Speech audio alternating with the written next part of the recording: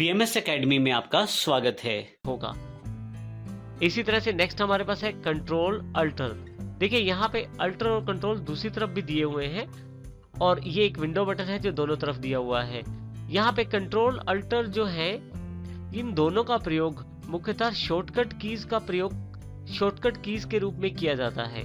Control और alter keys के साथ शॉर्टकट अवेलेबल रहते हैं विभिन्न सॉफ्टवेयर्स के अंतर्गत। तो जब भी मैं कंट्रोल प्रेस करता हूं या अल्टर प्रेस करता हूं तो उसके साथ कुछ पहले से प्रदान किए गए की कॉम्बिनेशंस के साथ मैं शॉर्टकट चला सकता हूं। इस प्रकार के शॉर्टकट्स को देखने के लिए हम उदाहरण के लिए माइक्रोसॉफ्ट वर्ड का प्रयोग करते हैं। यहां पे यदि आप देखें, मैं कंट्रोल प्रेस करता हूं और साथ में यहां पे ओ प्रेस कर देता हूं तो मेरे पास फाइल ओपन करने के लिए एक डायलॉग बॉक्स ओपन हो जाता है, जिससे मैं पहले से स्टोर की गई फाइल को ओपन कर सकता हूं। इसी तरह से यहाँ पे यदि मैं यहाँ फॉन्ट ऑप्शंस पे जाऊं तो जैसे ही माउस बी पे रखता हूं तो देखिए यहाँ शॉर्टकट की जानकारी दी जाती है, जिसमें बोल्ड के साथ लिखा गया है Ctrl+B, जो ये जानकारी देता है कि इस कमांड को चलाने के लिए कंट्रोल के साथ आप बी लेटर का प्रयोग करेंगे तो ये कमांड आपके पास अवेलेबल हो जाएगी। इसके लिए मैं कुछ टेक्स्ट सेलेक्ट कर लेता हूँ, कीबोर्ड पे कंट्रोल प्रेस करके रखता हूँ, साथ ही बी प्रेस कर देता हूँ। तो देखिए यहाँ ये कमांड इंडिकेशन में आ गई है, अप्लाई हो गई है और साथ ही यहाँ पे मेरे पास जो टेक्स्ट है वो बोल्ड हो गया है। फिर से कंट्रोल प्रेस करके रखता हूँ, फिर से बी दबा देता हूँ तो मेरे पास ये कमांड फिर से हट गई है। तो इस तरह से शॉर्टकट्स में कंट्रोल का प्रयोग किया जा सकता है।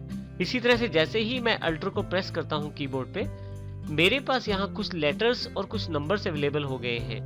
देखिए यहाँ जैसे FHNP, ये जानकारी देते हैं कि इन लेटर्स के साथ अल्टर का प्रयोग करने पर ये मेन्यू अवेलेबल हो जाएगा।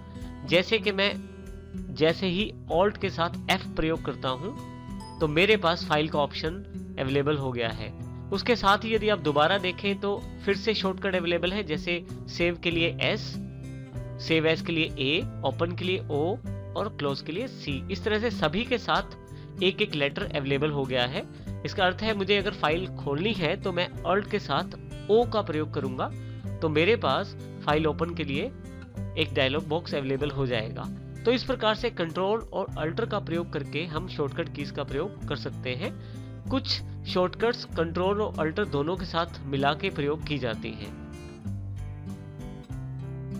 नेक्स्ट हमारे पास जो बटन अवेलेबल है वो है विंडो के रूप में।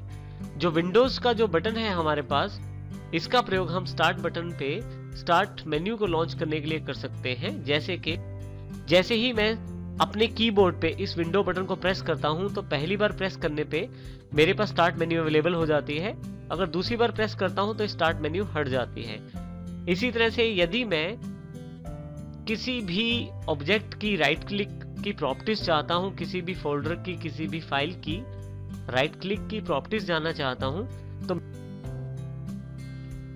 जैसे कि यहाँ पे मैं कोर्स वाले फोल्डर को सिलेक्ट कर लेता हूँ और मान लीजिए मुझे इसकी राइट क्लिक की प्रॉपर्टीज देखनी है तो मैं इस बटन को जैसे ही प्रेस करता हूँ मेरे पास उसका राइट क्लिक वाला मेन्यू सारा अवेलेबल हो जाता है। तो इस प्रकार से मैं इनका प्रयोग कर सकता हूँ। देखिए फिर से एस्केप प्रेस करने पे ये मेन्यू चला जाता है, अर्थात कैंसिल हो